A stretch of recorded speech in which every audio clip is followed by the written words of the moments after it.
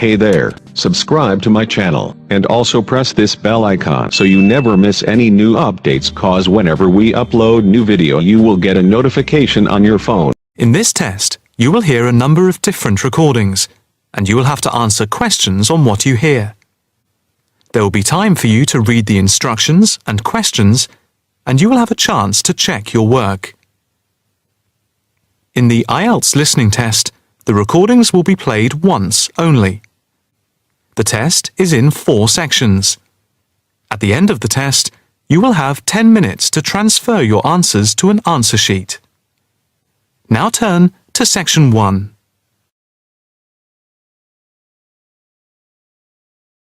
Section 1.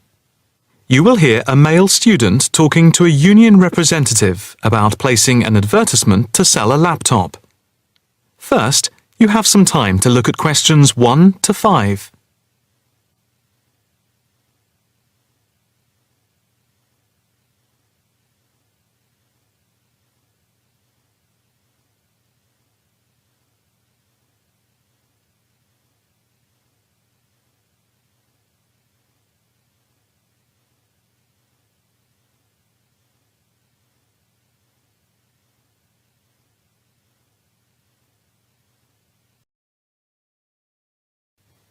Now the test will begin.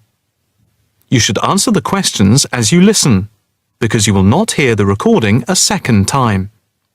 Listen carefully and answer questions 1 to 5. Hi, I'm Debbie. How can I help? Hi, my name's David. I'm just looking to place an advertisement on the main union notice board to sell a laptop and a few accessories if that's possible. Sure, that's not a problem. I take it you are a member of the Students' Union? Yes, I am. Right then. I'll just get a form up, and as there is no one around and it looks as if it's going to be quiet for a while, I'll just type the details straight into the computer for you. Thanks very much. No problem. Shall we just title it Laptop for Sale? Yeah, okay. Can you describe it generally? Well, it's in very good condition. In fact, it's hardly been used. Why are you selling it, if I may ask? Well, I've got another one which is much lighter, and I don't really need two. I see. What weight is the one you're selling? It's 3.5 kilograms. That is heavy these days. Can you give more details about the one you want to sell? Right. Well, it's an Allegro, and it's got all the latest programs. Okay. What about the memory? The memory is only 0.5 gigabytes. And what about the screen size and the other features? Oh, well, the screen is, well, let's see, it's 37.5 centimetres with a standard size keyboard and a touchpad. But I've got a cordless mouse that I can put in with it if necessary. Well, some people don't like using a touchpad. What about ports or holes for attaching things to the laptop? It's got 2 ports. More modern laptops have more than 2 ports for all the extra attachments. They do. Let's see, what else is important? Oh yeah, the battery lasts for 2.5 hours, which is okay, but not enough for long train journeys. But one thing is that it's not wireless. Right, okay, not wireless. Before you hear the rest of the conversation, you have some time to look at questions 6 to 10.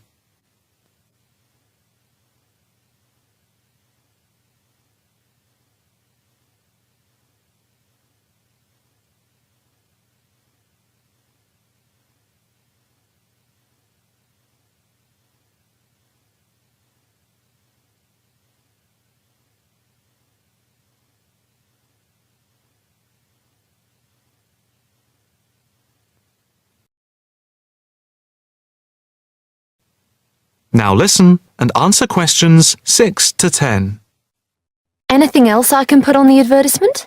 There's a webcam built at the top of the screen, and I can throw in a printer, a scanner, and headphones, which I got with it in a special deal. It also comes with its own case for carrying it around. Actually, the case is quite smart. I'm hoping these things will help it sell. They should do. Right, I think I've got all that. How much do you want for it? That I'm not sure about. It's worth about £900 to £1,000 new. Yeah, but you won't get that much if it's used, and even if it's in good condition. What about £500? I doubt if you'd get as much as that. More like £200 or £300. If you look at the notice board, there is one on there which is comparable to yours, and it's not more than about £250, I think. As little as that? I'm afraid so. Shall we say £300? OK, put that. Can I take some contact details for the advert? The name's David Bristow. BRISTOW. Yes, that's it. And a mobile or email? Both, if you want. It's DIB_7791 @hotmail.com. OK, and the mobile? That's 09875 423387. That's it. If you send the picture, I'll add it and print it out and stick it up for you. OK, I can get that to you today. Right, I'll type in here, advert placed the 22nd of October. Fine. And good luck with the sale. Thanks.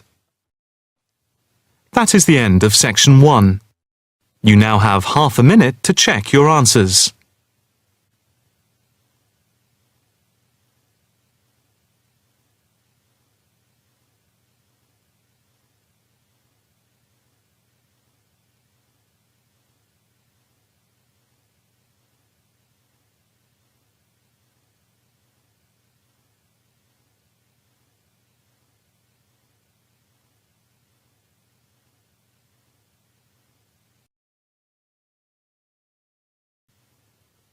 Now turn to section 2.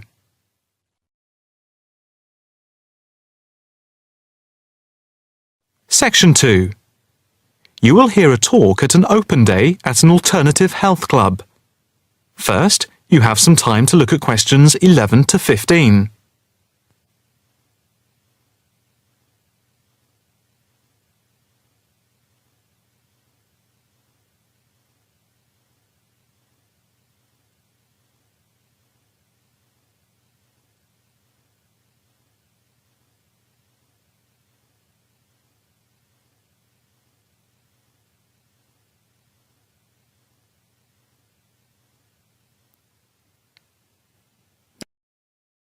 Now listen carefully and answer questions 11 to 15.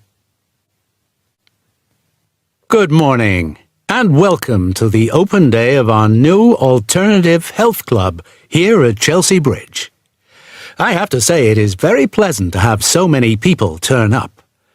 My name is Harry Wilkinson and I work as one of the 9 permanent staff members employed here at the club. The main aim of the open day is to give you a quick tour of the building. But before we do that, I'd like to introduce you to a few people employed at the club. Not all of us are here at the same time. In case you need to contact any of us, our contact details are here on the notice board below the photographs. First of all, this is Sean Bond, who is the technical manager. And his job is to supervise equipment like computers and all the electrical equipment. And this is Margaret Lloyd. Her main function is to oversee training, and she is therefore in charge of all the full and part-time therapists. The next important person I need to introduce you to is James Todd. He is our liaison officer. What he does is manage bookings for the club rooms and equipment, as they are open to different organizations, from the local college to corporate clients like banks and so on. Last but not least is our physiotherapist, Edward Marks, who works part-time Monday, Wednesday and Friday. Edward plays an important part in the life of the club. His main role is to prevent injuries. Before you hear the rest of the talk, you have some time to look at questions 16 to 20.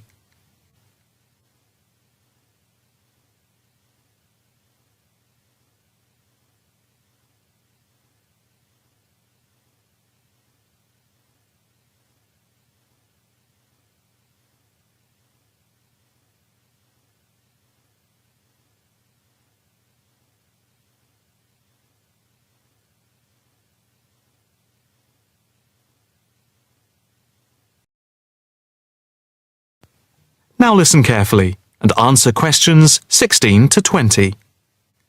Now for the various amenities. You'll see that the club has quite a large capacity and is arranged over 3 floors. There is a lift by the reception and the stairs. On the ground floor there are 2 large halls which are used for yoga, tai chi, Pilates, and dance and fitness classes for different age groups, with a shop and cafeteria over here. On the first floor we have a full range of fitness machines, which are available in the large central hall, around which there are various offices. The changing rooms are also on this floor. On the second floor there is a series of small therapy rooms with waiting areas for clients. These may be booked by individual therapists. There are also 3 classrooms, which are used for teacher training and group therapy classes. We have a very extensive therapy training program accredited to the University of Manwich, with training in counselling, for which we have 3 programs at the moment. As regards the various types of yoga, acupuncture and the Alexander technique, there are currently 9 different training classes going on. Information about the training can be obtained from the brochure, which you can pick up at reception and from the club website. There will be a chance to talk to trainers for those interested in counselling this Saturday at 10 a.m. For yoga, etc., there will also be an informal gathering of trainers on Thursday at 4:30 p.m. So, if you are interested in becoming involved, this is your chance. That is the end of section 2. You now have half a minute to check your answers.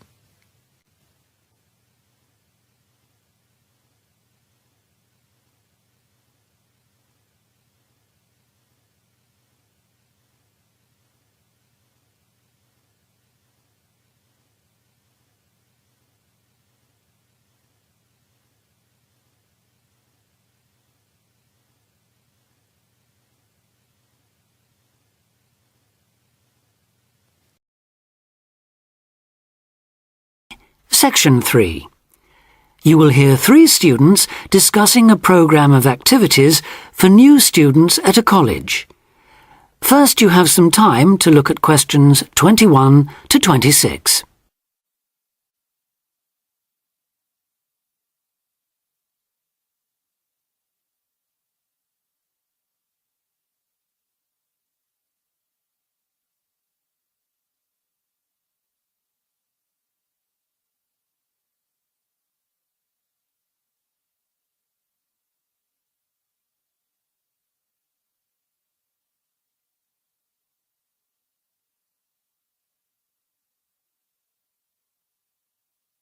Now listen carefully and answer questions 21 to 26. So you were both on last year's orientation course then?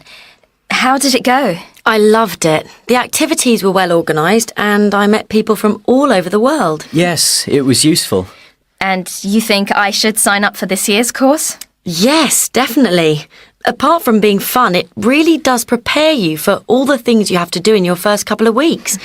In fact, one of the most useful things was chatting to people who'd already been there for a year, so-called senior students. They'd been on the orientation course the year before last and recommended it to us. Oh, and there was a great atmosphere at the formal dinner too. It was so colourful with people in their traditional dress from Asia, Africa, South America. It was one of the high points of the whole week. That was right at the end, of course. The first thing they did on the Monday was take us on a guided tour of the Students' Union. And after that, they took us round the city centre, showing us things like the bus station, the main shops. And the best pubs. Right, so it was very worthwhile. Yes, though maybe they could have taken us to a better nightclub. The music at the place we went to was lousy. That's a matter of taste, surely. Well, anyway, the next day they showed us around everything on the campus. And believe me, it was everything. We must have walked miles. I could have done with less information on every building in sight, given that I'll probably never need to go into half of them, and a bit more on places everyone's likely to use at some time or other, like the sports block, The health centre, the bicycle and car parks. Which reminds me, there was an afternoon session on how to drive in this country, which seemed to me a bit weird, you know, for a university course. I suppose it's because there have been accidents involving students who aren't used to people driving on the left. I was there, actually. How was it? Well, I must say I was a bit disappointed. There were some useful driving tips, but it might have been more helpful if it had included stuff for pedestrians. How to avoid getting run over, for example. You didn't go to the session on safety then? No. Well, apparently that dealt with road safety for pedestrians, along with lots of other aspects, of course. I wasn't there myself, but that might be something worth going to, Julia. Before you hear the rest of the discussion, you have some time to look at questions 27 to 30.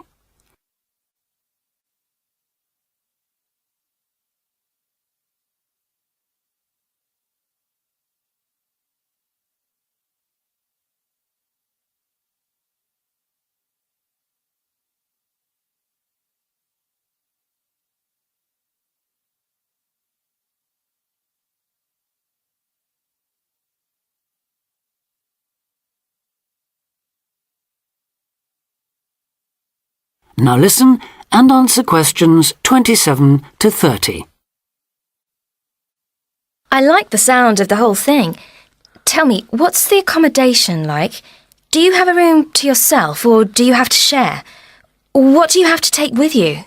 For the orientation course, you'll have an individual room in one of the halls of residence.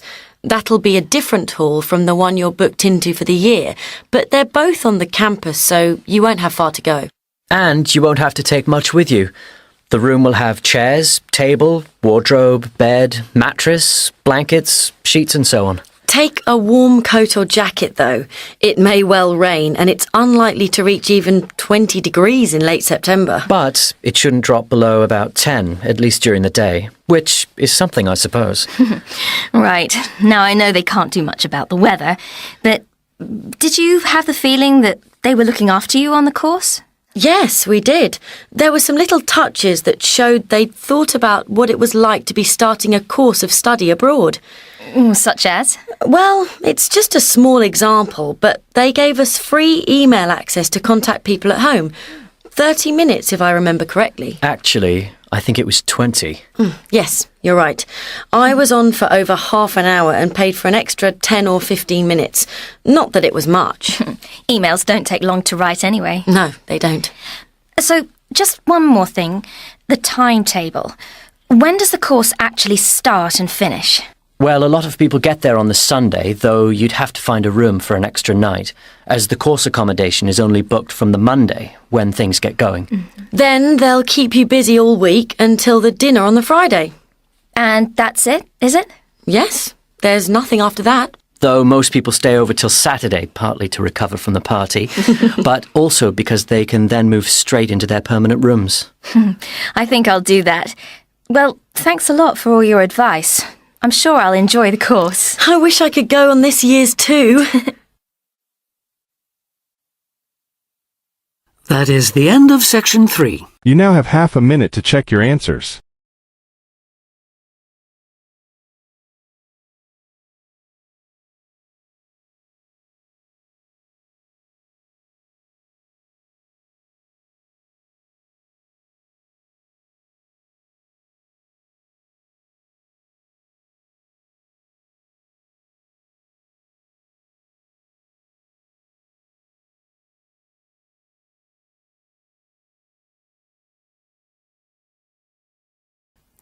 Section 4.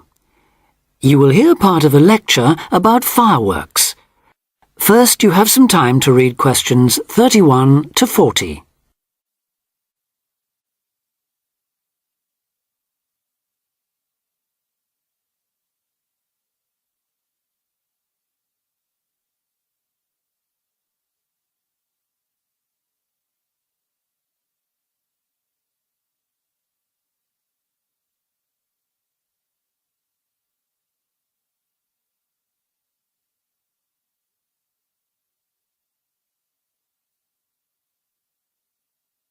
Now listen carefully and answer questions 31 to 40.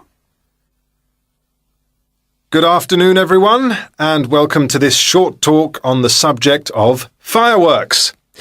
Now, fireworks, as I'm sure many of you know, were invented in China, though there has long been disagreement as to exactly when, or even in which century. The consensus nowadays, though, is that it was in the 6th, as there is considerable evidence of war rockets being made then. We also know that fireworks were in use by the 7th century in Arabia, where they were called Chinese arrows, reflecting their military potential. It then took a long time for them to spread to Europe. In fact, it wasn't until the 1200s that fireworks made their appearance there.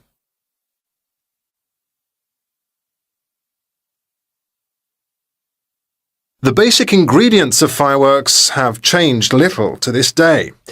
Their explosive capacity comes mainly from black powder, also known as gunpowder, which is produced from a mixture of charcoal, sulfur, and potassium nitrate.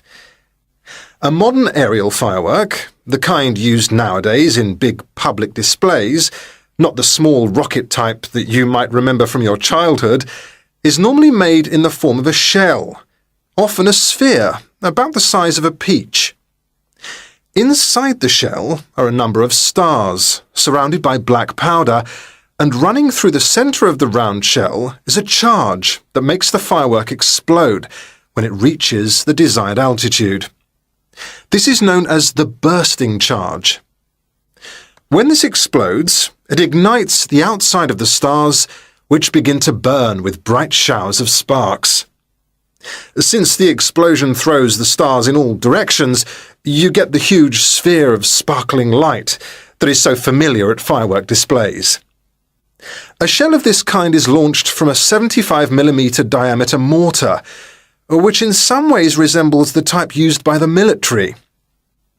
The mortar is a steel, or increasingly for safety reasons, shatterproof plastic pipe. This is likely to be 500mm long and sealed at one end. The other end is aimed at the sky, and at the bottom of the pipe, below the shell, is placed a cylinder containing black powder. This has a long fuse, which projects out of the tube. When this is lit, it quickly burns down to the lifting charge, which explodes to launch the shell.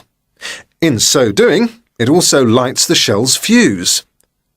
The shell's fuse burns while the shell rises to its correct altitude and then ignites the bursting charge so it explodes. More complicated shells are divided into sections and burst in 2 or 3 phases.